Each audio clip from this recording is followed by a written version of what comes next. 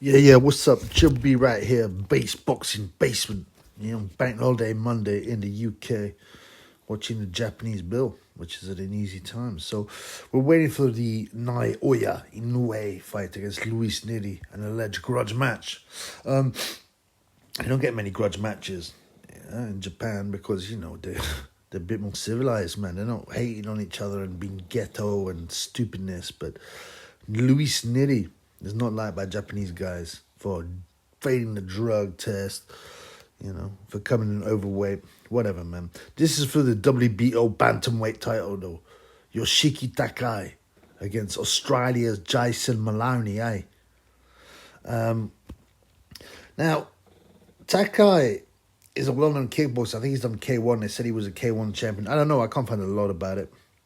But a lot of these lower weight guys can jump into, heavyweight, a world title fight without that many fights. This was his 9th fight after 8 wins, 8 big wins by way of knockout.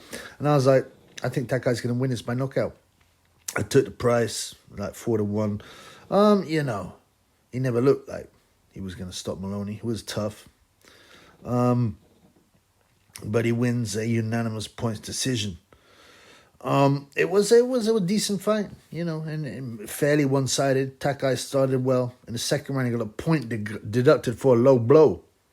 After he dominated the round, it looked like belt line to me, And even at the beginning, before the fight, the referee, who's that guy who pulls his face all the time, what's his name? I don't know, Steve Davis or something.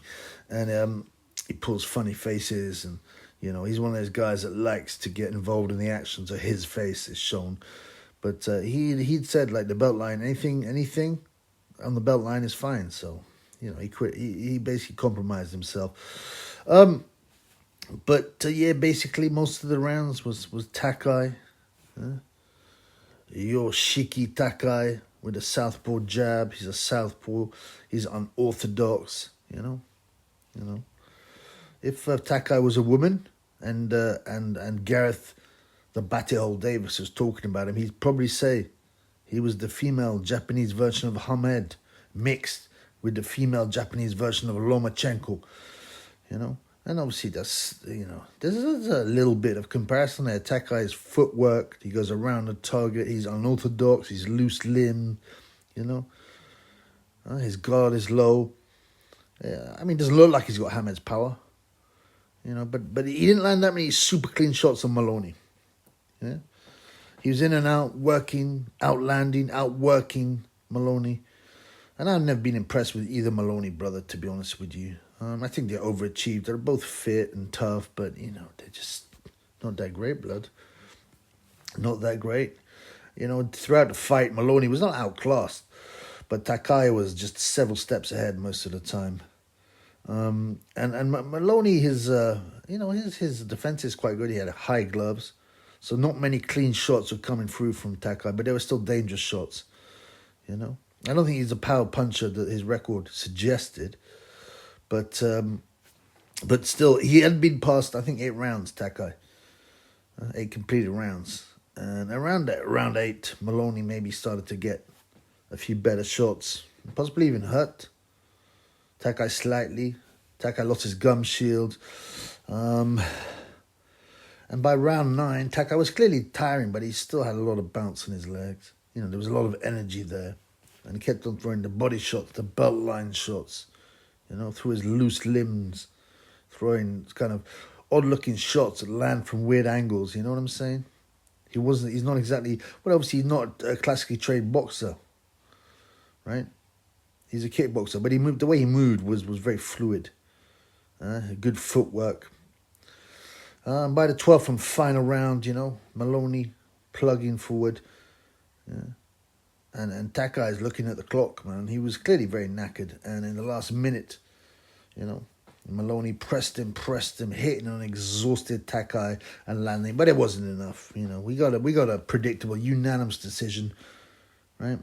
Yohsiki Takai is a new WBO bantamweight title holder. I don't know how many of these Japanese guys are champs. The male champs. I don't care about no women champs.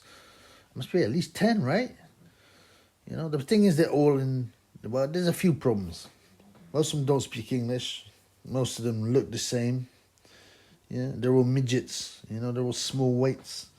As the legendary Del Boy Derek Warchizor said, yeah, no one gives a feck about the little guys.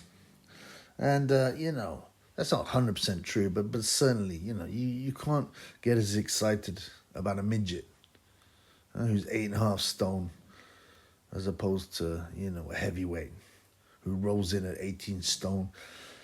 It's not comparable. It's not comparable. But, yeah, I quite like this Takai, man.